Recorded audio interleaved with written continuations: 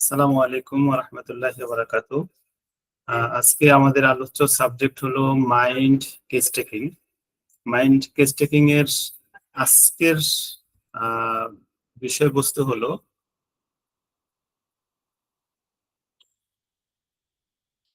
কৌতূহল এবং অমনোযোগ। এই দুইটা বিষয়কে নিয়ে আজকে আলোচনা করব। আম, আমাদের কেস টেকিং এর বা কেস টেকিং ক্লাসের মৌলিক যে সাবজেক্ট গুলো থাকে সে সাবজেক্ট গুলো হলো যে আমরা একজন রোগীকে কি প্রশ্ন করব, কিভাবে প্রশ্ন করব, প্রশ্নের সম্ভাব্য কি উত্তর হতে পারে, উত্তরের প্রেক্ষিতে সম্ভাব্য রুব্রিক ও ঔষধ নির্বাচন। এবং এই যে আমি কথাগুলো বললাম, এই কথাগুলো যদি শুধু লেকচারে রূপান্তরিত হয় বা শুধু যদি আমরা লেকচার দেই, তাহলে জাতি আম, খুব বেশি ডেভেলপড হবে না, বা পরবর্তী প্রজন্ম বা হোমিওপ্যাথি প্রজন্ম ডেভেলপ হবে না। এটাকে এমন একটা ফরম্যাটে নিয়ে আসতে হবে যে ফরম্যাটের কারণে আমি যখন চাই তখনই যেন এই সুবিধাগুলো আমি পেতে পারি। তো সেই ভাবনা চিন্তা থেকেই আমাদের এই কেস টেকিংটাকে একটা ইবুক ফরম্যাট করা হচ্ছে। এখনো যেহেতু এটা ফুল ডেভেলপ না, এটা নিয়ে কাজ করা হচ্ছে, এখানে সব তথ্যগুলো পাবেন না। সব তথ্যগুলো এটাতে সন্নিবেশিত হতে হতে সম্ভবত 2025 সালের জুন মাস পর্যন্ত সম্ভবত লাগবে। আমি একটা মোটামুটি একটা ধারণার ভিতরে নিয়েছি যে 2025 সালের জুন মাস নাগাদ একটা টার্গেট আমরা হয়তো এই কাজটাকে ফিল আপ করতে পারবো। আমি স্ক্রিন শেয়ার দিয়ে আপনাদেরকে দেখাচ্ছি।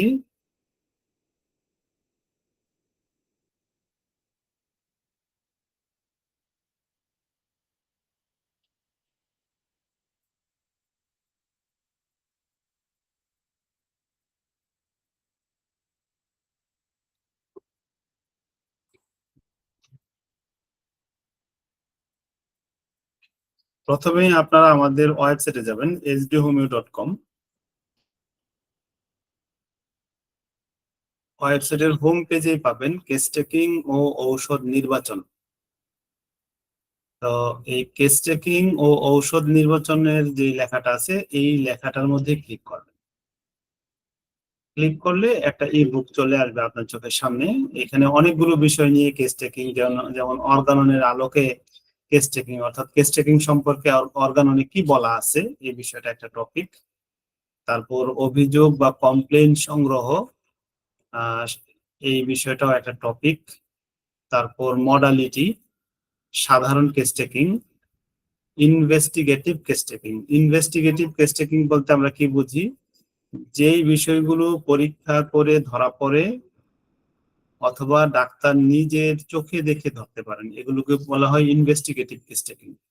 অর্থাৎ ডাক্তার নিজে চোখে দেখতে পারেন অথবা যন্ত্র দিয়ে পরীক্ষা করে ধরতে পারেন। ব্লাড প্রেশার মাপা, এটা ইনভেস্টিগেটিভ কেস টেকিং।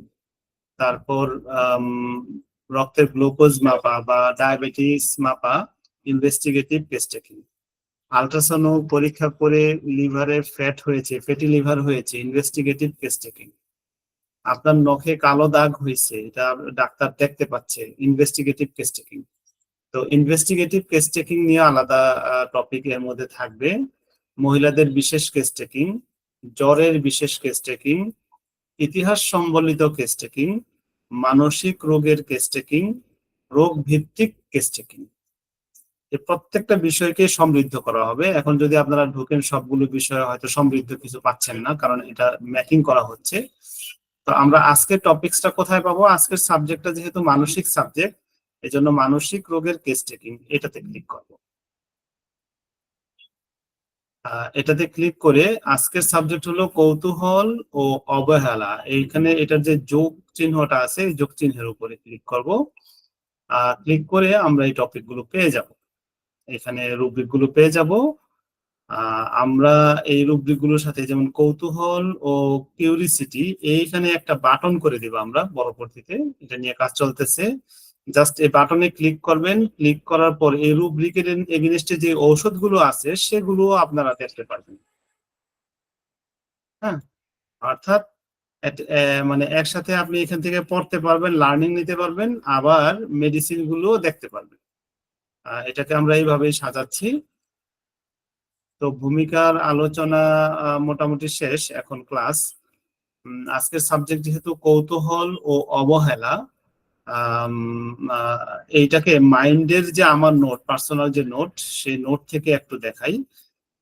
মাইন্ডের নোটের মধ্যে যে বিষয়গুলো আছে, প্রায় 208টা টপিক মাইন্ডের থাকবে। এর মধ্যে বুদ্ধিদীপ্ত ক্রিয়াকলাপ, যেমন চিন্তা করা কষ্ট, এর মধ্যে আছে পড়তে কষ্ট, মানে তার পড়তে কষ্টের কি বাংলা এবং এই পাশে রুব্রিক, তারপর লিখতে কষ্ট, হিসাব করতে কষ্ট, সময় নির্ধারণ করতে কষ্ট, স্থান নির্ধারণ করতে কষ্ট, মাত্রা ও দূরত্ব ভুল করে ফেলে, নিজের পরিচয় সংক্রান্ত বিভ্রান্তি, মানসিক সরি মানুষ শনাক্ত করতে ভুল করে, মানসিক অবসাদ, এই বিষয়গুলো আপনারা এখান থেকে পাবেন। তো আজকে আমাদের দ্বিতীয় সাবজেক্ট হলো কন্ডিশন।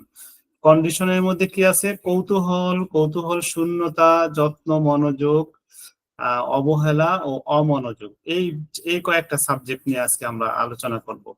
কৌতূহল, কৌতূহল শূন্যতা, যত্ন বা মনোযোগ, আর তার বিপরীত হলো অমনোযোগ। এই বিষয়গুলো কিন্তু আমরা প্রত্যেকেই ফিল করি। এইটাকে রুব্রিকে নিয়ে আসা, এটাকে ব্যবহারের মধ্যে নিয়ে আসা, এটাই আজকের ক্লাসের সার্থকতা। হুম। শুধু ফিল করলে হবে না, ফিলটাকে ব্যবহারের মধ্যে নিয়ে আসতে হবে, এবং আম, এইটা এটাকে আমাদের বুঝে এখান থেকে যে ঔষধ নির্বাচন করা যায়, সেই জায়গায় পৌঁছাতে হবে। তো সেই জায়গায় পৌঁছাতে হলে আজকে এই রুব্রিক গুলো নিয়ে আমরা আলোচনা করব। একটা মিনিট। হ্যাঁ, আসসালামু আলাইকুম। হ্যাঁ হ্যাঁ, পেয়েছি পেয়েছি, থ্যাংক ইউ। আমি একটা মিটিং এ আছি। হ্যাঁ। তো আহ, প্রথমে আসা যাক কৌতূহল। কৌতূহল নিয়ে আমরা সাধারণত কি কি রুব্রিক ইউজ করতে পারি, এবং এই রুব্রিক গুলোর উপর ভিত্তি করে কি প্রশ্ন হইতে পারে এবং উত্তর হইতে পারে। যেমন কোন রোগীকে আমরা তো সাধারণত মাইন্ড প্রশ্নগুলো সরাসরি করি না। আপনি কি কৌতূহলী, এই প্রশ্ন কিন্তু আমরা খুব সহজে করতে পারি না, বা করলে রোগীর কাছ থেকে উত্তর আসে না। রোগীর কাছ থেকে হিস্টোরি জিজ্ঞেস করতে হয় যে আপনার ফ্যামিলিতে কোনো প্রবলেম আছে কিনা। তাও যখন আহ, উম, রোগীর আমরা জেনারেল কেস টেকিং নিয়ে শেষ করে ফেলবো, তখন রোগীর সাথে যখন একটা ভালো আন্ডারস্ট্যান্ডিং তৈরি হবে, তারপর আপনি প্রশ্ন করতে পারেন যে আপনার ছেলে মেয়ে কয়জন। তারপর বা বাচ্চা হলে, বাচ্চা মানুষ হলে যে তোমার বাবা মা কিরকম, তোমার সাথে তুমি বাবা এবং মা দুজনের মধ্যে কাকে বেশি ভালোবাসো। হ্যাঁ, আবার যখন যুবক হয়, তাকেও এই ধরনের প্রশ্ন করতে পারেন, আপনার বাবা মা বেঁচে আছে কিনা, তাদের মধ্যে মানে তার তার ডিপে যাওয়ার চেষ্টা করবেন। ডিপে যাওয়ার পর যখন আপনি তার কাছে সহজ সহজ কিছু মানসিক প্রশ্নগুলো করে ফেলছেন, সে এখন মানসিক প্রশ্নের উত্তর দিতে প্রস্তুত, তখন এক পর্যায়ে গিয়ে আপনি তাকে বলতে পারেন যে আপনার মধ্যে যে কৌতূহল, অনেকের আছে না কৌতূহল স্বভাব, যে কোনো কিছু সম্পর্কে জানার ব্যাপারটা, খোঁজ খবর রাখা, এই ধরনের যে ব্যাপারগুলো, এই বিষয়গুলো আপনার মধ্যে কেমন ফিল হয়, বা এর মধ্যে আপনার দক্ষতা কিরকম এই এই বিষয়টাতে, তখন কিন্তু এই সবগুলোর মধ্য থেকে যে কোনো একটা সে কিন্তু বলতেও পারে। বললে আপনি যদি মনে করেন যে এটা রুব্রিক হিসেবে নেওয়া যায়, লাইট মানে মাইন্ড চ্যাপ্টারে লাইট লাইট অবস্থায় কিন্তু নেওয়া দরকার নেই। হুম। আম, যেমন কৌতূহলী স্বভাবের জন্য কিউরিয়াস। তো এই কিউরিয়াসের জন্য কি ঔষধ আছে, আমরা যদি মাইন্ড চ্যাপ্টারে যাই।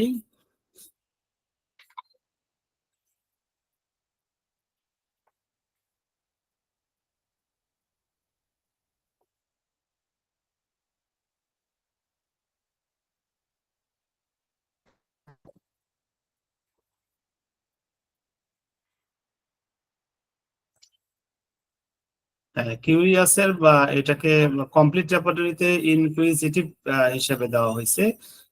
এই রুব্রিক গুলো আছে, ঔষধগুলো আছে। আপনারা রুব্রিক এবং ঔষধ দেখতে পাচ্ছেন। তো এইভাবে কিন্তু আপনারা বের করতে পারবেন। পরচর্চা করার স্বভাব, গসিপিং। গসিপিং কিরকম?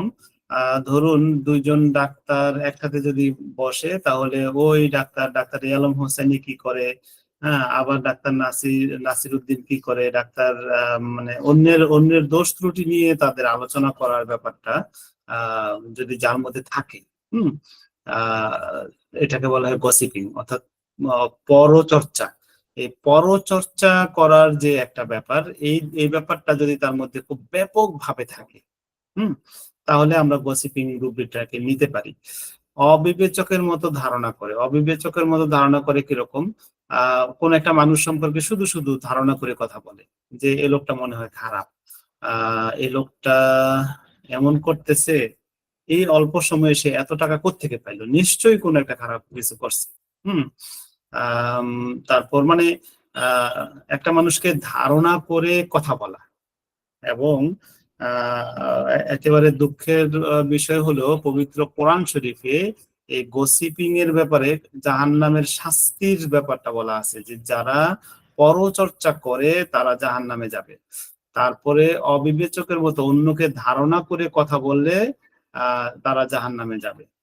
কিন্তু ফেসবুকে এসে আমাদের মুসলিম সমাজের অনেকেই, বেশিরভাগ মানে অনেক, বেশিরভাগ না মানে অনেকেই আছে যারা অতি ধর্মের লেভেল দিয়ে এই গসিপিংটাও করতেছে, ইনডিসক্রিশন যেটাকে বলা হয়, অবিবেচকের মতো ধারণা করা, এইটাকেও কিন্তু করতেছে। তো এগুলো এই মাইন্ডেড মানুষগুলোকে কিন্তু আপনি একটু মনোযোগ দিয়ে যদি তার সাথে সিমটম নেন, এই সিমটম গুলো কিন্তু পেয়ে যাবেন, বা এই রুব্রিক গুলো পেয়ে যাবেন। এখন এই রুব্রিক গুলো আপনাকে কি করতে হবে? আম, অর্থাৎ আমরা যেভাবে সাজিয়ে দিচ্ছি কিভাবে? যেমন চিন্তা করা কষ্টকর, এই চিন্তা করা কষ্টকর অধীনে কি কি আছে? পড়ালেখা কষ্ট, লিখতে কষ্ট, হিসাব করতে কষ্ট, সময় নির্ধারণ করতে কষ্ট, স্থান নির্ধারণ করতে কষ্ট, মাত্রা দূরত্ব নির্ধারণ করতে কষ্ট, এই বিষয়গুলো ধরেন আমরা একত্রে সাজায় দিলাম। তাহলে আপনি বিষয়গুলো যদি স্টাডি করেন, কোথায় পাবেন, কিভাবে পাবেন, একটু স্টাডি করলে, কয়েকবার পড়লে ধারণা হয়ে গেল এই জিনিসটা এখানে আছে। তো জাস্ট আপনি ঢুকবেন এবং এখান থেকে খুঁজে বের করে নিয়ে আসতে পারবেন। তারপর কন্ডিশন, যেমন আজকে আমরা শিখতেছি কৌতূহল স্বভাব, তারপরে পরচর্চা করার স্বভাব, অবিবেচকের মতো ধারণা করার স্বভাব, গোপন বিষয় প্রকাশ করা, অর্থাৎ এটা নিজের বেলায় নিজে আজকে রাতের যে গোপনীয় যে বিষয়টা, সেই বিষয়টা প্রকাশ করে দিচ্ছে। অথবা তার ওয়াইফের যে আজকে পিরিয়ড হয়েছে, এই বিষয়টা সবার কাছে বলতেছে যে আমার তো ওয়াইফের পিরিয়ড হয়ে গেছে। হ্যাঁ, এটা কিন্তু সে না বললেও পারতো, একেবারে ঘরের একেবারে সিক্রেট কথাগুলো সে মানুষের কাছে বলে ফেলে। তো এই যে একেবারে সিক্রেট কথাটা মানুষের কাছে বলে ফেলা, গোপন বিষয় প্রকাশ করা, এটাও কিন্তু একটা মানসিক রোগ। হুম এই বিষয়গুলো বুঝতে হবে, এগুলো যদি না পড়ি আমরা তাহলে কিন্তু বুঝতে পারবো না। সব বিষয়ে গুপ্তচর বৃত্তি বা অনুসন্ধান করে। এখন আহ গুপ্তচর বৃত্তি তো বলবেন, আমরা বুঝতে পারি যে হয়তো সে আহ কি বলে পুলিশে চাকরি করে বা গোয়েন্দা গোয়েন্দা বিভাগে চাকরি করে, সে গুপ্তচর বৃত্তি করে, বিষয়টা কিন্তু এরকম না।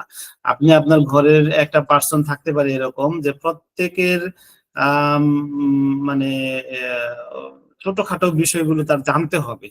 ঘরের মধ্যে আপনি একটা ছোট মানে পকেটে করে আপনারা স্বামী স্ত্রী দুইজন, আপনার একটা ছোট বোন আছে ধরেন, ছোট বোন তার রুমে থাকে, আপনারা স্বামী স্ত্রী দুইজন, আপনি পকেটে করে একটা কিছু আনছেন, একটা মানে যেটা আপনার ছোট বোনকে দেখাইতে উচিত না। হ্যাঁ, এইটা আপনার ওয়াইফের হাতে দিয়েছেন, সেটা সে দেখে ফেলছে। এখন এইটাতে কি আছে এটাও তার মানে জানতে হবে। হুম এই যে গুপ্তচর বৃত্তি, অর্থাৎ প্রত্যেকটা ছোটখাটো বিষয়টাকেও তাকে জানতে হবে, এবং জোর করে হলেও জানতে হবে, ঝগড়া লেগেও হলেও জানতে হবে। আর যদি সে জানতে না পারে তাহলে এটাকে নিয়ে একটা অশান্তি সৃষ্টি করবে। যদি এই ধরনের টেন্ডেন্সি হয়, তাহলে কিন্তু আমরা এই সিমটম গুলো ইউজ করতে পারি। তাহলে আমরা আমাদের সংসারে বা আমাদের ঘরে যদি পাই যে কোনো একজন মানুষের মধ্যে কৌতূহল স্বভাব, কৌতূহল কিরকম, মানে কৌতূহল স্বভাবটা কিন্তু পজিটিভ। কৌতূহলটা কিরকম, যেমন এই মোবাইলটা যেমন এটা এটা যেমন রিয়েলমির একটা মোবাইল, হ্যাঁ, তো আমি হয়তো রিয়েলমি শব্দটাই জানি, কিন্তু যার মধ্যে কৌতূহলী স্বভাব আছে, এই রিয়েলমি এই মোবাইলটা কত সালে কোন তারিখে এটা প্রোডাক্ট উৎপন্ন হয়েছে, তারপরে রিয়েলমির মালিককে, এই সেই আগ্রম মাগ্রম যা আছে তাকে সবকিছুই জানতে হবে। এই যে সবকিছু জানার যে ব্যাপারটা, অর্থাৎ অল ওভারঅল বিষয়গুলো জানা, এইটা কৌতূহলী স্বভাব এবং এটা পজিটিভ।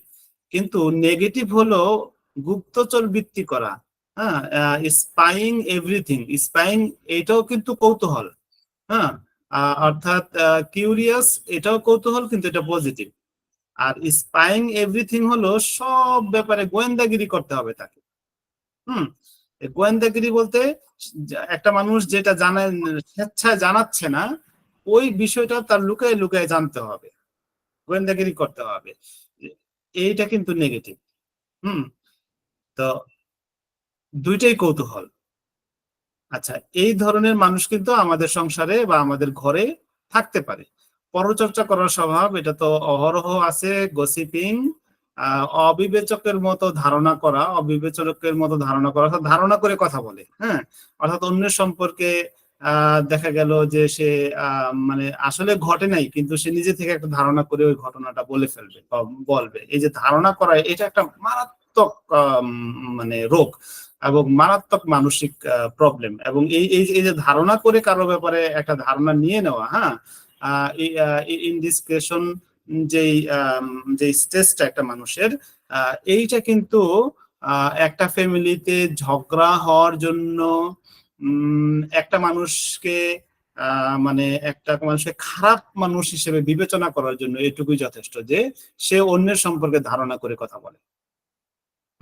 একটা খারাপ মানুষের সবচেয়ে খারাপ চরিত্র হলো সে অন্য মানুষ সম্পর্কে ধারণা করে একটা কমেন্ট করে ফেলে।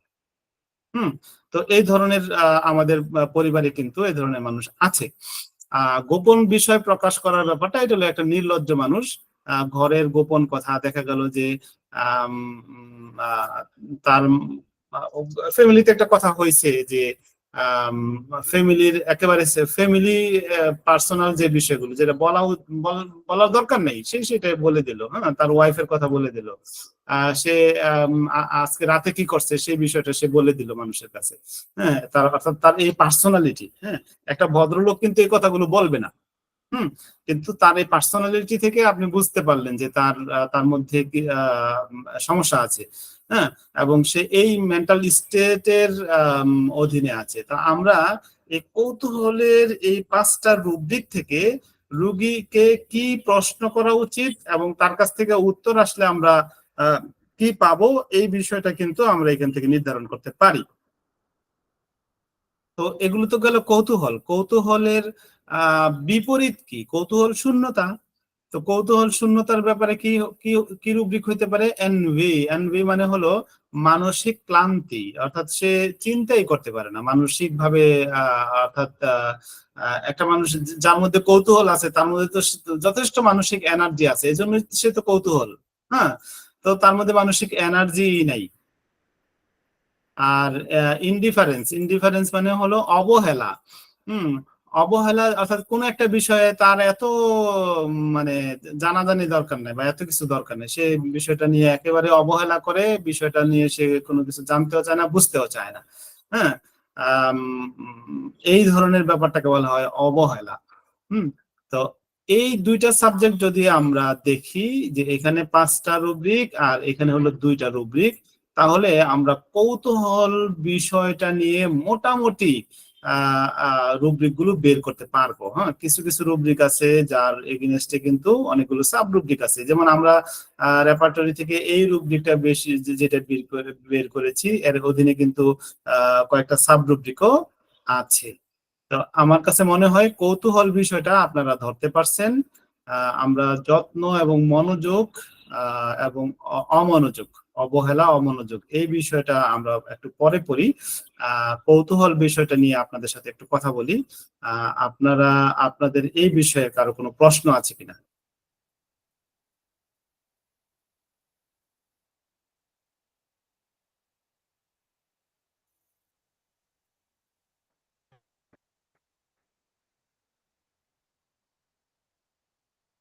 আচ্ছা, মনে হয় প্রশ্ন নাই। বিষয়টা বুঝতে পারছেন কিনা?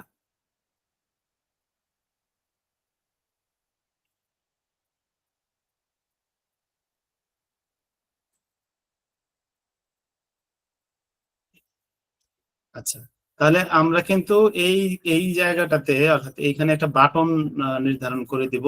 আমরা ইয়ে থেকে আসি, যেমন কৌতূহল, এই জায়গাটাতে একটা বাটন করে দিব, জাস্ট এখানে ক্লিক করবেন, এই প্রত্যেকটা রুব্রিকের ঔষধ সহ আপনারা দেখতে পারবেন। এটা এখন করতে পারতেছি না, এটাতে মানে আন্ডার কনস্ট্রাকশনে আছে, আপনারা অবশ্যই পেয়ে যাবেন।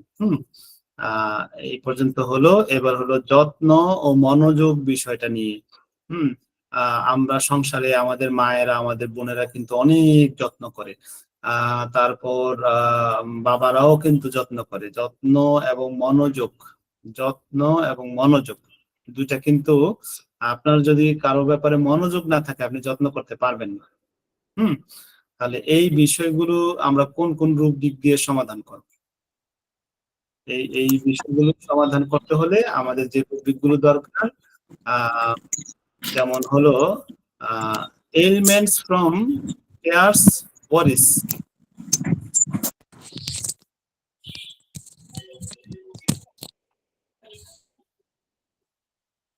তো এলিমেন্টস ফ্রম কেয়ারস ওয়ারিস মানে হলো যে কারো সেবা শুশ্রূষা বা যত্ন করে আহ করার যে একটা উৎকণ্ঠা। ধরেন একটা মানে ঘরে একজন মানুষ অসুস্থ হয়েছে, তো অসুস্থ হয়েছে, তাকে যথেষ্ট সেবা করতেছে এবং এই সেবার ভিতরে তো উৎকণ্ঠাও আছে। হুম এই কেয়ারস ওয়ারিস বা সেবা প্লাস উৎকণ্ঠা, এই দুইটা করতে করতে সে নিজেই অসুস্থ হয়ে পড়ছে। হুম যদি বিষয়টা এমন হয় তাহলে তাদের জন্য এই রুব্রিকটা আমরা ইউজ করতে পারবো। এবং এখানে ওষুধ আছে 24টা। এবং এই এই আমরা কিন্তু পরবর্তীতে ইনশাল্লাহ পরবর্তী ভার্সনে এখানে একটা বাটন হয়ে যাবে, জাস্ট এখানে ক্লিক করবেন। ক্লিক করে প্রত্যেকটা সাবজেক্টের ওষুধগুলো, সাব রুব্রিক গুলো সহ আপনারা দেখতে পারবেন ইনশাল্লাহ। আচ্ছা, যত্ন ও রাগারাগি দুটি বিষয় পর্যায়ক্রমে করে, অর্থাৎ এটা হলো anger elements with cares. Hmm anger মানে রাগ, অর্থাৎ কোনো একটা মানুষ হলো যেমন আম, ধরেন কোন একটা মানুষ কারোর প্রতি খুব রাগ দেখায়। তো রাগ দেখানো হলো 1 সপ্তাহ বা 2-3 দিন রাগ দেখাইছে, তারপরে তার মনের মধ্যে একটু দয়া হলো। সে যাকে যাকে যার প্রতি রাগ দেখাইছে তারে খুব যত্ন করে, তার তার খুব মানে আদর করে। অর্থাৎ তাকে বোঝার চেষ্টা করে। তো 2-3 দিন আদর যত্ন করার পরে তার আবার ভুল পাল্টায় গেছে। এখন সে আবার তার রাগারাগি করে, একটু একটু থেকে একটু কিছু হলে এইভাবে করছে কেন, ওইভাবে করছে কেন, এইভাবে হলো কেন, অর্থাৎ রাগারাগি।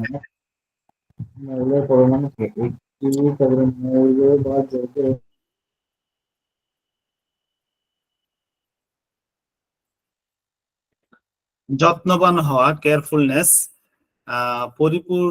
পরিপূর্ণ যত্ন করে, অর্থাৎ কেয়ারফুল অফ, সতর্ক বা সাবধান থাকে। কয়টাস, দুই বা তার বেশি নিরীক্ষা করে। Checking twice or more must check. আচ্ছা, এই বিষয়টা কিন্তু, বিষয়টা এমন হইতে পারে কোন একজন মানুষ ধরেন এই যেমন আমার চেম্বারটাই আমি রাতে আপনাদের পড়ানোর পরে রাতে বন্ধ করে যাব। তো যদি বিষয়টা এমন হয় যে রাতে তালা বন্ধ করার সময় তালা দিয়েছি, দেওয়ার পরে আবার মোচড়টা ঘুরে চিন্তা করলাম যে আবার একটু চেক করে দেখি। হুম তো চেক করেও দেখলাম, একবার চেক করে দেখাটা তো স্বাভাবিক। আমি দাঁড়িয়ে থাকা অবস্থায় একটু তালাটা দিয়ে তালাটা টান দিয়ে দেখলাম, চেক করলাম, হয়ে গেল, এটুকু স্বাভাবিক। কিন্তু একটু ঘুরে এসে আরে তালাটা আমি ঠিক মতো দিছি কিনা আবার একটু দেখলাম, এই যে 2বার দেখলাম বা 3বার দেখলাম, তার থেকে বেশি চেকিং করা, কোনো একটা সাবজেক্ট বারবার চেকিং করা ঠিক আছে কিনা, 2বার বা তার থেকে বেশি চেকিং করা, এইটাকে, এইটা একটা মানসিক প্রবলেম। এইটার জন্য 12টা মেডিসিন রয়েছে। Checking twice or more must check. এবং এই রুব্রিক গুলো কিন্তু সিনথেসিস থেকে নেওয়া হয়েছে। আপনারা, আপনাদের যাদের মোবাইল অ্যাপস আছে সিনথেসিসের, আপনারা অনায়াসে এই রুব্রিক গুলো কিন্তু আহ, খুঁজে বের করতে পারবেন। হুম, মোবাইল অ্যাপস থেকেই খুঁজে বের করতে পারবেন। আপনারা মাইন্ড অধ্যায়ে যান, মাইন্ড অধ্যায়ে গিয়ে চেকিং লেখেন, চেকিং লিখে আহ, লেখলেই পেয়ে যাবেন checking twice or more must check. এই ধরনের মানুষ কিন্তু আমাদের সমাজে অনেক আছে।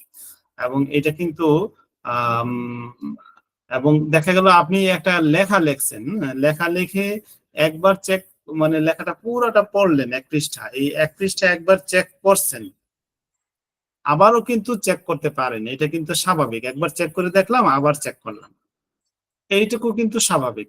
কিন্তু একটা তালা লাগাইছেন, এটা বারবার চেক করলেন, তারপর মানে যেটা স্বাভাবিকের থেকে অতিরিক্ত সেটাকে কিন্তু আপনি নিবেন, কিছু কিছু স্বাভাবিক বিষয় আছে সেটা কিন্তু আপনি নিবেন না। হ্যাঁ, একাগ্রতা বা সক্রিয়, কনসেন্ট্রেশন অ্যাক্টিভ।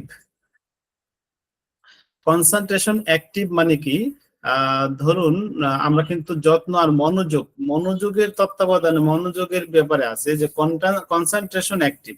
কনসেন্ট্রেশন অ্যাক্টিভ মানে আম, কোনো বিষয়ে আহ, মনোযোগ দেওয়া বা একাগ্র চিন্তা করা। যেমন আম, আমি এই যে সাবজেক্টটা বানাচ্ছি আপনাদের জন্য, হ্যাঁ, তো এটা যদি আমার একাগ্রতা সক্রিয় না থাকে তাহলে কিন্তু এরকম একটা নতুন সাবজেক্ট, অর্থাৎ নতুন করে সাজিয়ে গুছিয়ে দেওয়ার যে ব্যাপারটা, এটা আমি কখনো করতে পারতাম না একাগ্রতা যদি সক্রিয় না থাকতো। তো কোন একটা মানুষের কনসেন্ট্রেশন অ্যাক্টিভ যদি থাকে, হ্যাঁ, বা অ্যাক্টিভ কনসেন্ট্রেশন থাকে, তাহলে সে কিন্তু তার প্রতিষ্ঠানে বড় হইতে পারে। যিনি একজন ভালো অঙ্ক করতে পারেন, তিনি কিন্তু, তার কিন্তু কনসেন্ট্রেশন অ্যাক্টিভ। আম, তারপর যিনি বিজ্ঞানী, কোনো কিছু আবিষ্কার করতে পারেন বা কোনো কিছু সুন্দর করে আম, গুছিয়ে কাজ করতে পারেন, তার কিন্তু কনসেন্ট্রেশন অ্যাক্টিভ। হ্যাঁ, নতুন কিছু উদ্ভাবন করতে পারেন, কনসেন্ট্রেশন অ্যাক্টিভ।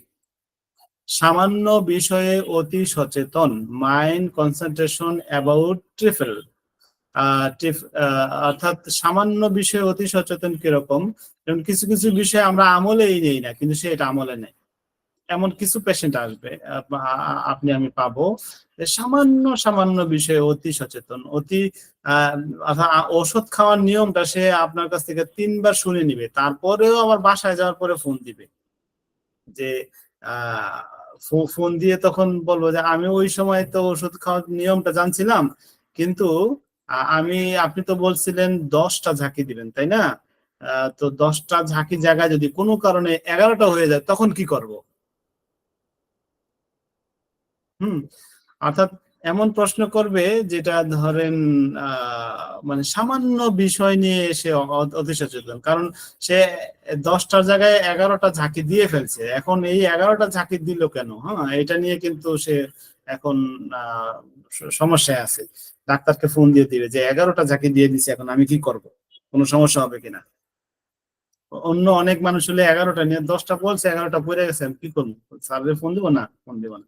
হ্যাঁ, কিন্তু সে ফোন দিবে, সে এটা নিয়ে ভাবতে থাকবে এবং ঝামেলা ঝামেলা করতে থাকবে। ব্যবসা, ব্যবসা সংক্রান্ত কাজের ফলে dementia, mind dementia cares about business from. আচ্ছা, বিজনেসের যে কেয়ার, বিজনেসের কাজকর্ম, বিজনেসের বিজনেসের ডিলিং যে ব্যাপারগুলো আছে, এইটা নিয়ে কাজ করতে করতে তার মধ্যে ডিমেনশিয়া তৈরি হয়ে গেছে। ডিমেনশিয়া কিরকম, একরকম ব্রেইন ফ্যাক। হুম, অর্থাৎ চিন্তা করা বা প্ল্যানিং করা, এগুলো সে খুব ভালোভাবে করতে পারতেছে না। আহ তারপর ব্যবসা সংক্রান্ত কাজের ফলে নিস্তেজ অবস্থা, dullness, care for his business from. আবেগ, উচ্ছ্বাস ও যত্নশীলতা পর্যায়ক্রমে দেখা দেয়। আহ এক্সালারেশন এলিমেন্টস উইথ কেয়ারস, খুঁতখুঁতে স্বভাব, ফাস্টাডিয়াস স্বভাব, কি যেন ভুলে গেছে সর্বদা এমনটি মনে হয়। Mind forgotten something feels constantly as if it he had forgotten. অর্থাৎ এই ব্যাপারটা কিন্তু আমরা কিছু মানসিক রোগীর ক্ষেত্রে বা আমাদের ঘরে সংসারে কিন্তু দু একজনকে এরকমটা পেতে পারি, যে তার মধ্যে খালি সবসময় ফিলিং হচ্ছে কি জানি ভুলে গেলাম, কি জানি ভুলে গেলাম।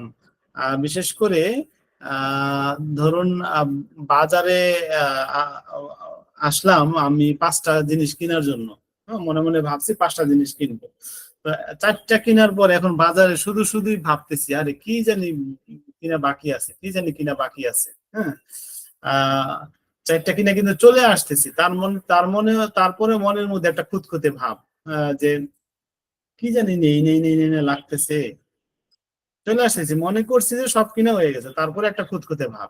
হ্যাঁ, বাসায় যাওয়ার পরে যখন ওয়াইফ বলল যে এইটা কই, আমি তো ওইটা ভুলেই গেছি, এই জন্যই তো আমার মনটা কেমন কেমন জানি লাগছে, যে কি জানি মনে হয় ভুলে গেছি। এই যে একটা ভাব, এই ভাবটা যদি বিনা কারণে তার মধ্যে হতে থাকে তাহলে এই রুব্রিকটা ইউজ হবে এবং আমরা একটা ভালো জায়গায় পৌঁছাতে পারবো রোগীকে মানসিক ট্রিটমেন্টের ক্ষেত্রে। সতর্ক থাকার অভিব্যক্তি দেখায়, যে সে খুব সতর্ক এরকম সে অভিব্যক্তি দেখাবে। সে এই কোণার দিকে তাকাবে, ওই কোণার দিকে তাকাবে, তার মানে এইরকম একটা অভিব্যক্তি দেখাবে। আসলে কিন্তু সে ভিতরে ভিতরে বাস্তবিক অর্থে সে সতর্ক না, কিন্তু অভিব্যক্তি দেখায় যে হ্যাঁ খুব সতর্ক। Mind irritability alternating with cares.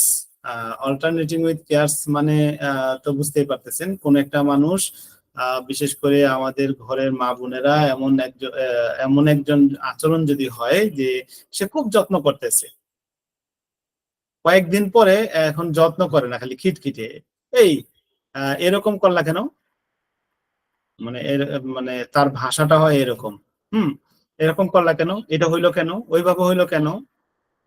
তো এই যে খিটখিটে ভাবটা যখন চলে যায় তখন তার মধ্যে খুব যত্ন করার ওই লোকটাকে, মানে সে যত্ন করতে গিয়ে মানে যখন তার মধ্যে কেয়ারনেস আসে তখন আর ওই প্রশ্নগুলো আগে যেইভাবে যে বিহেভটা করতো সেই বিহেভটা এখন আর করে না, সেই প্রশ্নগুলো আর এখন করে না, তাকে খুব যত্ন করে, তাকে ঠিক মতো খাইছে কিনা, অর্থাৎ যতটুকু যত্ন করা দরকার তার প্রপার যত্ন করে। তো এই যে এই ব্যাপারটা যদি আসে, এটা একটা মেন্টাল স্টেট, এবং এই মেন্টাল স্টেট গুলোকে ধরতে পারতে হলে আমাদের কিন্তু বিশদভাবে পড়াশোনা করতে হবে। হ্যাঁ, তো বিশদভাবে না পড়লে আমরা কিন্তু হেরে যাব। মাইন্ড কিন্তু খুব জটিল একটা সাবজেক্ট, এই পড়ার একটা জায়গা কিন্তু আমরা তৈরি করে দিচ্ছি ইনশাল্লাহ। যত্নশীলতার কারণে মনের বিনম্রতা, এটা হলো প্রোস্ট্রেশন অফ মাইন্ড কেয়ারস ফ্রম। এটা এটা এটা এই স্টেজটা বুঝতে হলে এমন এইভাবে নিতে হবে যে কোন একটা মানুষ একটা ভিক্ষুককে 10 টাকা দান করলো। হ্যাঁ, দান করার কারণে তার মনের মধ্যে একটা ফিলিং তৈরি হলো, যে খুব ভালো লাগার একটা ফিলিং। হুম, মনটা খুব নরম হয়ে গেল তার মধ্যে। আহ এই যে একটা মনটা নরম হয়ে যাওয়া, এটাকেই বলা হয় প্রোস্ট্রেশন। কারো ব্যাপারে ধরেন কারো সামনে গিয়ে, যেমন আপনি আপনার ওস্তাদের কাছে গিয়ে একেবারে নরম হয়ে যান। হ্যাঁ, অর্থাৎ সে যাই বলে আপনি হ্যাঁ জি স্যার বলেন, এবং তার সাথে তর্ক করেন না। এই যে ব্যাপারটা, এইটাকে বলা হয় প্রোস্ট্রেশন। প্রোস্ট্রেশন মানে হলো আনতি বা এক নতি স্বীকার করা। হুম, অর্থাৎ কেয়ারের কারণে কোনো কাউকে যত্ন করা বা কারো সেবা করার ফলে তার মনের মধ্যে একটা আনতি ভাব, একটা বিনম্র একটা শ্রদ্ধা ভাব তার নিজের মধ্যে তৈরি হয়। এই স্টেপটা যদি আপনি ধরতে পারেন, আমরা বারবার এগুলো না করলে এই স্টেপ গুলো কিন্তু ধরতে পারবো না। হ্যাঁ, যদি ধরতে পারেন, এখানে 3টা মেডিসিন আছে, খুব সহজেই কিন্তু আমরা এগুলোকে ইউজ করতে পারি। আচ্ছা, আহ কোয়ারজমস এলিমেন্টস উইথ কেয়ারস। কোয়ারজমস হলো ঝগড়া করা, এলিমেন্টস উইথ কেয়ার। ওই যে এই বিষয়টা আগের মতোই, যেমন আগে যেগুলো পড়লাম যে ইরিটেবিলিটি এলিমেন্টস উইথ কেয়ার, হ্যাঁ, খিটখিটে হয়ে যায়, আর কিছুদিন খিটখিটে আর কিছুদিন হলো কেয়ারস, যত্ন করে। এই জায়গাটা এই লোকটা কি করে, ঝগড়া করে আর যত্ন করে। হ্যাঁ, যে যখন যত্ন করে তখন কিন্তু ঝগড়া করে না। একই ব্যক্তি, যেমন ধরেন ঘরে তার শাশুড়ি অসুস্থ, হ্যাঁ, তো শাশুড়ির সাথে এক সপ্তাহের মতো খুব ভালো ব্যবহার করে, খুব ভালো যত্ন করে, তারপরে তারপরে এক সপ্তাহ কিন্তু ওই শাশুড়ির সাথে ঝগড়া করে, যত্ন টত্ন করে না। তো এক সপ্তাহ ঝগড়া মগড়া শেষ, ঝগড়ার পিরিয়ড শেষ, তারপরে আবার খুব যত্ন করে। হ্যাঁ, এই যে অল্টারনেট স্টেটটা যদি আপনি ধরতে পারেন, হ্যাঁ, ঔষধ দিয়ে মানে ওই ওই মাকে বা ওই ওই যে ওই যে ওই ছেলের বউকে বা ওই মেয়েকে যদি আপনি ওষুধটা দিতে পারেন, তাহলে কিন্তু ওই ছেলের বউ কি আপনার কাছে এই এই কথার জন্য চিকিৎসা নিতে আসবে না, এই কথার জন্য আসবে না, হয়তো তার ওভারিয়ান সিস্ট হয়েছে, অথবা তার মাথা ব্যথা হয়েছে, অথবা তার পেটে সমস্যা হয়েছে, ওই সমস্যার জন্য সে রুগী হয়ে আপনার কাছে আসছে। কিন্তু আপনি যে কোনো ভাবে তার কাছ থেকে এই সিমটমটাকে যদি যদি আদায় করতে পারেন, আপনি তার ওভারিয়ান সিস্ট মানে গোল্লায় যাক, হ্যাঁ, আপনার কাছে গুরুত্বপূর্ণ হলো তার এই সিমটম। এই সিমটমটা ধরে ওষুধ দিবেন, ওভারিয়ান সিস্ট ভালো হবে, মাথা ব্যথা থাকলে মাথা ব্যথা ভালো হবে, যদি তার মধ্যে ক্যান্সার থাকে ক্যান্সারও একটা জায়গায় থেমে যাবে, অনেক দিন সে ভালো থাকবে। স্যার, আমাদের বরিশালে আবার একটা কথা আছে। হ্যাঁ, বলেন। কন্যার মায় কান্দে কাটে 1000 টাকা গাইডে বান্ধে। মানে শাশুড়ির প্রতি ঝগড়াও করে, যত্নশীল আছে স্যার। আপনি যেটা বলছেন যে এক সপ্তাহ ঝগড়া করে, এক সপ্তাহ সে যত্ন করে। হ্যাঁ, কিন্তু এমন এমন লোক আছে যারা যে যত্নও নেয়, ওদিকে ঝগড়াও করে। এটা এটা এইভাবে নিতেই পারেন যে কোয়ালজমস অল্টারনেটিং উইথ কেয়ারস, সে অল্টারনেট এটাও করে ওইটাও করে, এই সিমটমটা এখানেও আপনি মানে এই করতে পারবেন, খাটাইতে পারবেন পর্যায়ক্রমে স্যার। হ্যাঁ, পর্যায়ক্রমে সে যত্ন করে আবার ঝগড়াও করে। ঝগড়া করে, হ্যাঁ। হ্যাঁ, এই সিমটমটা সেখানেও খাটাইতে পারবে। হ্যাঁ, ঠিক আছে, সেটাই। মানে ঝগড়ায় কিন্তু তার যত্ন কমে না। না, ঝগড়ায় যত্ন কমে না। বুঝতে পারছেন? হ্যাঁ। তাহলে আপনাকে কিন্তু এই যে আমি যে টেকনিকটা আপনাদেরকে দিচ্ছি, আপনাদের কিন্তু যথেষ্ট শিক্ষিত করে ফেলবে ইনশাআল্লাহ। এবং আমরা আমরা টার্গেট নিচ্ছি আগামী জুন, অর্থাৎ আগামী জুন বলতে 2025-এর জুনের ভিতরে। তাহলে জাস্ট এইখানে ক্লিক করবেন, ক্লিক করার পরে এই রুব্রিকের এগেইনস্টে ওষুধগুলো সহ আপনারা দেখতে পারবেন ইনশাআল্লাহ। অনেক বড় কাজ করে দিচ্ছি, শুধু খালি হ্যাঁ, শুধু খালি আপনাদের স্টাডি করার পালা। আচ্ছা, তারপর শুধু নিজের যত্ন পাওয়া সম্পর্কিত কথা বলে, talking cares Tux of nothing but about her. অর্থাৎ কোনো বিষয়ে সে কথা বলে না, শুধুমাত্র নিজের ব্যাপারেই কথা বলবে। কিসের? নিজের কেয়ার, নিজের যত্ন, নিজে কেমন কিভাবে ভালো থাকবে, নিজে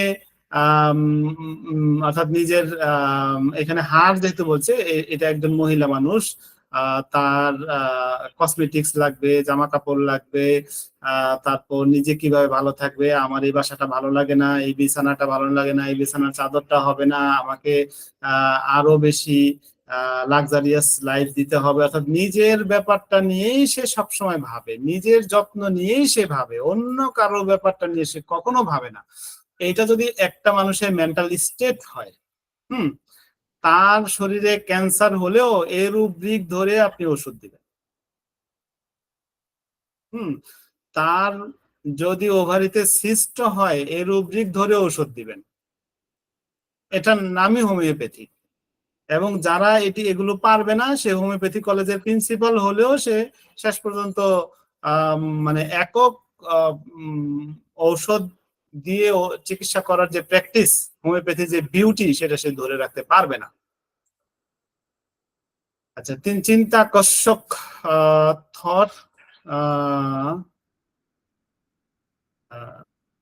থটস কমপ্লেইন পরিপাটি টিডি। ডায়রিয়া হয়েছে পরিবারের মানুষের সেবা যত্ন করার ফলে, ডায়রিয়া, ডোমেস্টিক কেয়ার ফ্রম, অর্থাৎ ঘরের মানুষের সেবা করতে করতে তার ডায়রিয়া হয়ে গেছে। ধরেন ডোমেস্টিক বাচ্চা অসুস্থ হয়েছে, তো বাচ্চার জ্বর আসছে, এখন তো মা সেবা করবেই। তো মা এত বেশি সেবা করছে, ধরেন মা কিন্তু বাচ্চাকে ওষুধ খাওয়াইয়া পাশে শুয়ে কিন্তু সে নিজে ঘুমাইতেও পারতো, কিন্তু সে ঘুমাচ্ছে না। হুম বারবার কপালে হাত দেয়, তার গা মুছে দেয়। হ্যাঁ, তো এই রূপরেখটা কিন্তু আমরা সবার আগে কিন্তু পড়ে আসছি, তাই না? এইটা এই যে কেয়ারস ওরিস, অর্থাৎ শুশ্রূষা করা এবং উৎকণ্ঠা। এই উৎকণ্ঠার কারণে কিন্তু মা ঘুমাচ্ছে দুশ্চিন্তা না। করা, হুম তো শুশ্রূষার সাথে সাথে দুশ্চিন্তা। হ্যাঁ, তো এই উৎকণ্ঠা আর হলো কেয়ার, এই দুইটা কারণে যদি কেউ অসুস্থ হয়ে যায়, তাহলে কিন্তু এখানে 24টা মেডিসিন, আর ওই অসুস্থতাটা যদি ডায়রিয়া হয় তাহলে কিন্তু একটা মেডিসিন। সেবা যত্ন করার ভাবনা নিয়ে ঘুম থেকে জেগে উঠে, ওয়েকিং থটস উইথ কেয়ারফুল। অর্থাৎ তার মধ্যে চিন্তা, তার তার ভাবনাটাই হলো কি কেয়ারফুল। এই ভাবনাটা নিয়েই যদি কেউ ঘুম থেকে জেগে উঠে, এবং এটা যদি কারো 1 দিন 2 দিন হয়, আপনি কিন্তু রুব্রিক হিসেবে এটাকে ইউজ করবেন না। হ্যাঁ, কারণ মাইন্ডের রুব্রিকটা ইউজ হবে এটা যখন ব্যাপকভাবে প্রকাশ পাবে। মাঝে মধ্যে হঠাৎ করে মানুষের মুড সুইং, মানুষের মাইন্ডের স্টেট কিন্তু এক এক সময় এক এক রকম হয়। হ্যাঁ, কোন একটা মানুষ হঠাৎ করে রেগে গিয়ে ঝগড়া লাগছে, আপনি তাকে বিবেচনা করতে পারবেন না যে সে মানুষটা ঝগড়াটে। হ্যাঁ, কিন্তু এই মানুষটা যদি সবসময় ঝগড়া করে, এই মানুষটা যদি সবসময় দেখেন যে ফেসবুকে কাউকে ইনসাল্ট করে, কোনো কিছু হইলেই ফেসবুকে এসে গালাগালি করে, দেখেন যদি দেখেন যে সে সবসময় এই কাজটা করতেছে, তাইলে আপনি ধরতে পারবেন তার পার্সোনালিটি সমস্যা আছে। হ্যাঁ, কোনো একটা ঘটনা চক্রে যদি কোনো একটা মানুষের সাথে সে ঝগড়া লেগে গেছে হঠাৎ করে, হ্যাঁ, আপনি এই একজনের সাথে ঝগড়া লেগে গেছে এটা নিয়ে কিন্তু তার ব্যাপকভাবে তাকে মেন্টাল স্টেট হিসেবে বিবেচনা করতে পারবেন না। যদি দেখেন যে বারবার অনেক মানুষের সাথে তার স্বভাবটাই এরকম, হ্যাঁ, তাহলে আপনি গিয়ে এটাকে মেন্টাল স্টেট হিসেবে বিবেচনা করতে পারবেন। পরিপূর্ণ পরিপূর্ণ যত্ন করে, কেয়ারফুল অফ। আচ্ছা, আমরা তো এতক্ষণ কেয়ার গুলো দেখলাম, এবার অবহেলা, অমনোযোগ, অযত্ন এই বিষয়গুলো দেখবো। এগুলো আপনারা পড়েও নিতে পারবেন এবং সব ওপেন। হ্যাঁ, কারণ 10টা 48 বেজে গেছে, অনেকেই রোজার মাস, তো তারপরে আমি খুব দ্রুত পড়ে দিই। অ্যাবসেন্ট মাইন্ডেড, অন্যমনস্ক। তো অন্যমনস্ক হলে তো অমনোযোগ, তাই না? গভীরভাবে নিবিষ্ট, অ্যাবজর্বড। অ্যাবজর্বড মানে হলো ধরুন কোনো একটা মানুষকে, যেমন আমাদের এখানে রণজিৎ কুমার মিস্ত্রি স্যার, উনি একটা স্কুলের টিচার। তো ওনার হেডমাস্টার স্যার ওনাকে বললেন যে আপনি একটু কেশিয়ার সাহেবের সাথে একটু হিসাবের ব্যাপারটা একটু দেখেন তো, হিসাবে একটা গরমিল পাইছি, আপনি এই বিষয়টা একটু দেখেন, একটু ইনকোয়ারি করেন। তো এই হিসাবের ভিতরে উনি এমন ভাবে ঢুকছেন, তার পাশ দিয়ে কি বলে একজন এসে তাকে সালাম দিল বা তাকে জিজ্ঞেস করলো ভাই কেমন আছেন, উনি এটা বলতেই পারলো না যে কেউ ওনাকে সালাম দিছেন, কেউ ওনাকে কেমন আছেন জিজ্ঞেস করছে। ওনার পাশে একজন মানুষ, জি, গভীর মনোনিবেশ। হ্যাঁ, গভীর ভাবে নিবিষ্ট হয়ে যায় যদি কোনো কাজে, এবং ওই নিবিষ্টতা এতটাই বেশি যে তার পাশ দিয়ে কেউ গেল, তাকে সালাম দিল, সেটা বলতেই পারতেছে না, এইটাকেই বলে অ্যাবজর্বড। ঠিক আছে?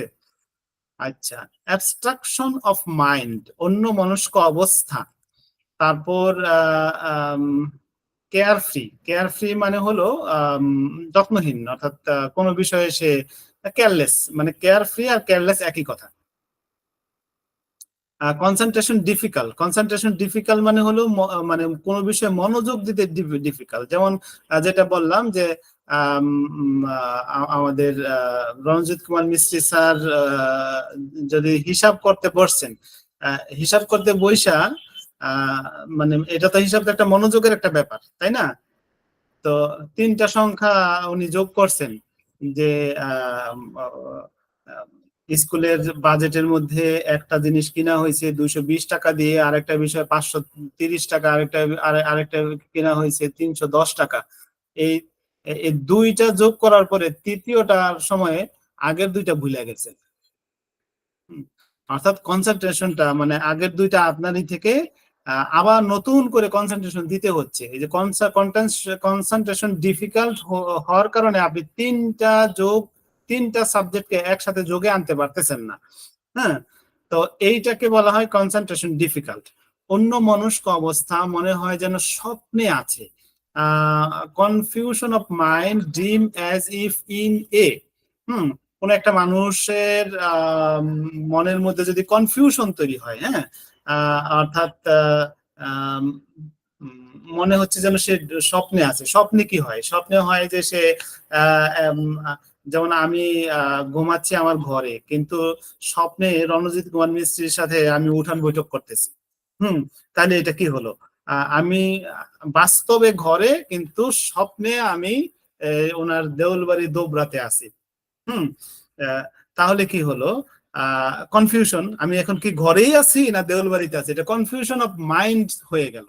হ্যাঁ, যেন স্বপ্নের মধ্যে আছি, এই মনে হচ্ছে আমি ঘরে আছি, আবার দেউলবাড়িতে আছি। তো এইটা যদি এমন তার মধ্যে ফিলিং হয় আমি যেন ঘুমের মধ্যে আছি, সরি স্বপ্নের মধ্যে আছি, তাহলে 33টা মেডিসিন আছে।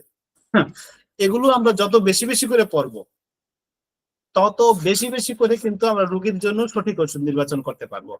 আমাদের পড়ার স্টাইলকে চেঞ্জ করে দিতে হবে। আমরা যেমন আগে শুধু ম্যাথমেটিকা পড়ছি, ম্যাথমেটিকা পড়বো, অবশ্যই ম্যাথমেটিকা পড়বো। হ্যাঁ, তো শুধু ম্যাথমেটিকা পড়ে আপনারা কিন্তু সিমটম কালেকশনের এই বিউটিতে কখনো যাইতে পারবেন না, কখনো না। হ্যাঁ, ম্যাথমেটিকার জায়গায় ম্যাথমেটিকা অনেক বড় একটা সাবজেক্ট, কিন্তু এই বিউটিটা, সিমটম কালেকশনের বিউটিটা অর্জন করতে হলে আপনাকে এটা শিখতেই হবে। এইভাবে পড়তেই হবে। তো কোন একটা মানুষ অমনোযোগ আছে বলে, অবহেলা তার মধ্যে আছে বলেই কিন্তু সে ডার্টি, মানে অপরিচ্ছন্ন, সে নোংরা থাকে, তার জামা কাপড় ঠিকভাবে ধোয় না, তার শরীরে নোংরা লেগে থাকে। হ্যাঁ, কোন একটা মানুষ যদি ডার্টি থাকে, আমরা বলতে পারি তার নিজের প্রতি তার মধ্যে অবহেলা আছে, অমনোযোগ আছে। যেন স্বপ্নে আছে, dream as if in a, নিজের অবস্থা, নিস্তেজ অবস্থা, ডালনেস, ধ্যান বা গভীরভাবে নিবিষ্ট হতে চায়, ফেন্সিস, অ্যাবজর্বড ইন, অর্থাৎ হ্যাঁ, অর্থাৎ ধ্যান করে বা গভীরভাবে কোনো বিশেষ ফেন্সিস মানে হলো সে চায়, তার মধ্যে সে সেটা অর্জন করতে চায়, অর্থাৎ সে ধ্যান করে কোনো বিষয়ে গভীরভাবে ভাবতে সে চায়, এই একটা স্টেট। এই জিনিসটা কিন্তু কাদের মধ্যে থাকতে পারে? এই বিষয়টা থাকতে পারে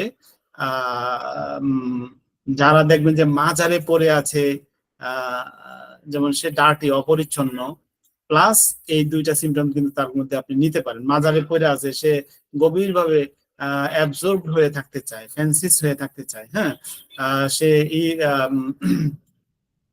গাঞ্জা খেয়ে হলেও সে অ্যাবজর্ব হয়ে থাকতে চায়, ফ্যান্সিস। হ্যাঁ, তো এটা মাজারে হইতে পারে, মন্দিরেও হইতে পারে, যদি কিছু কিছু আছে মন্দিরে সবসময় থাকে। অর্থাৎ এই ধরনের মানুষ কিন্তু মাজার এবং মন্দিরের মধ্যে থাকে, যারা গভীরভাবে নিবিষ্ট হয়ে থাকতে চায়। আমরা এই বিষয়টার কিন্তু আরেকটা আপডেট ভার্সন আমরা এখানে পড়তে পারি, সেটা হলো ধ্যান বা অন্তর্দর্শন, মেডিটেশন। মেডিটেশন যারা করে বা ধ্যান যারা করে, তাদের জন্য কিন্তু রুব্রিক গুলো আমার সাজানো আছে। আমরা কিন্তু এগুলো আপনারা সবই পাবেন, এমন কিছু না যেটা এখানে আমার কাছে রেখে দিব, সবই আপনারা পাবেন ইনশাআল্লাহ। আচ্ছা, ভুলু মনা, ফরগেটফুল, নির্বোধ, হেডলেস, ঘরোয়া কাজ করতে অনীহা, হাউসকিপিং অ্যাভারশন টু, ঘরের কাজ করতে অক্ষম মহিলা, housekeeping unable to do housekeeping women, এইটা যদি পান, এই রুব্রিকটা কিন্তু আপনারা ইউজ করতে পারেন। অর্থাৎ সে ঘরের কোনো কাজই করবে না, এবং করতে পারেও না। একটা হলো করবে না, এই যে হাউসকিপিং অ্যাভারশন টু, এটা হলো সে করবে না, করতে পারে কিন্তু সে করবে না। আর এটা হলো করবে না প্লাস করার যোগ্যতাও নাই। আচ্ছা, উদ্বেগজনক, ইমপেশাস, অপরিণামদর্শী বা অদূরদর্শী,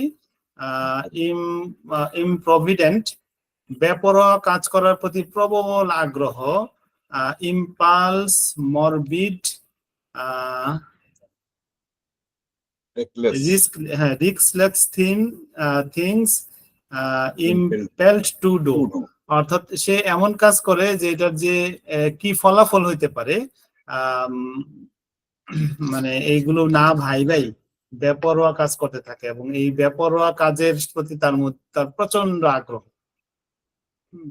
ওই যে দেখবেন যে আরবের শায়েখরা গাড়ি নিয়ে দৌড়াচ্ছে, গাড়ি হঠাৎ করে ঘুরায়, হ্যাঁ, সে এই গাড়ি ঘুরা পইরা সে মরবে কিনা তার মধ্যে কোনো ওই রকম কোনো চিন্তা ভাবনা নাই। হ্যাঁ, অর্থাৎ যার মধ্যে বেপরোয়া কাজ করার ব্যাপারে প্রচন্ড আগ্রহ থাকে, এই রুব্রিকটা কিন্তু তার মেন্টাল স্টেটকে আমরা ধরতে পারবো, এবং এগুলোকে আমাদের বারবার করে পড়তে হবে। আমরা 200 মেডিসিন পড়তে পারি, আমরা মাইন্ডের জন্য 200টা টপিক পড়তে পারবো না। মাইন্ডের কিন্তু টপিক সংখ্যা কয়টা? 208টা টপিক। হ্যাঁ, 208টা টপিক আমরা পড়তে পারবো কিন্তু। যেমন চিন্তা শক্তি, অতীত নিয়ে চিন্তা করা, ভবিষ্যৎ নিয়ে চিন্তা করা, আমাদের নাই কোনটা? সব আছে। হ্যাঁ, তারপরে সৃজনশীল চিন্তা করা, কল্পনা করা, ভাব বিনিময়, তারপর সামাজিক সম্পর্ক, যেমন সাধারণ সামাজিক সম্পর্ক, অধিকার সূচক সামাজিক সম্পর্ক, হ্যাঁ, মমতা, ভালোবাসা, সংবেদনশীলতা, সব আছে। সব আপনাদেরকে ইনশাল্লাহ নোট করে রাখছি, এগুলোকে আবার বাংলা করতে হবে, করে এগুলো ইনশাল্লাহ দিয়ে দিব। আবেগপ্রবণ, উদাসীনতা, পারিবারিক বিষয়ে উদাসীনতা, হঠকারিতা, বাচাল বা নির্বোধ, অনধিকার চর্চাশীল, ব্যবসায় অবহেলা করে, নিজের সন্তানকে অবহেলা করে, সকল বিষয়ে অবহেলা করে, ঘরোয়া বিষয়ে অবহেলা করে, ভাবে নত। মানসিকভাবে নত মানে হলো কোনো মানুষ যদি এমন হয়, তারা আপনি যা কোন তাই শুনে।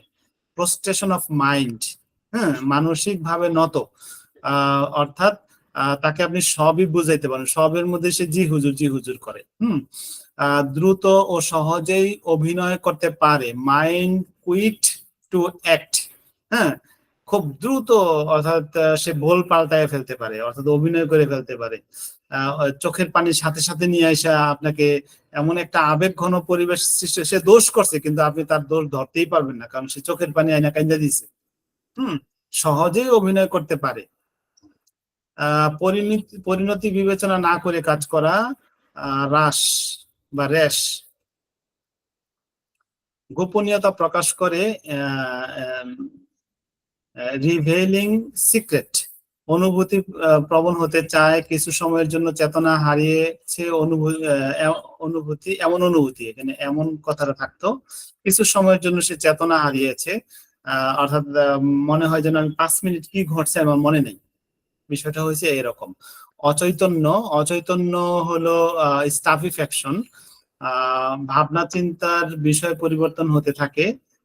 এখানে হলো থটস ওয়ান্ডারিং মানে হলো, যেমন এখন আমরা মাইন্ড রুব্রিক এবং মাইন্ড টেকনিক নিয়ে আমরা ভাবতেছি। হ্যাঁ, কিছুক্ষণের মধ্যে আমার কিন্তু ব্রেন এই হোমিওপ্যাথিক কেস টেকিং এর মধ্যেই নাই, অন্য জায়গায় চলে গেছে। অর্থাৎ আমাদের যদি চিন্তা, চেতনা, ধারণা যদি বারবার ওয়ান্ডারিং করতে থাকে, ভ্রমণ করতে থাকে একটা সাবজেক্ট থেকে আরেকটা সাবজেক্টের ভিতরে যদি আমরা থাকতে না পারি, তা এটার জন্য কিন্তু রুব্রিক আছে, এবং এটা কিন্তু একটা কমন সিমটম।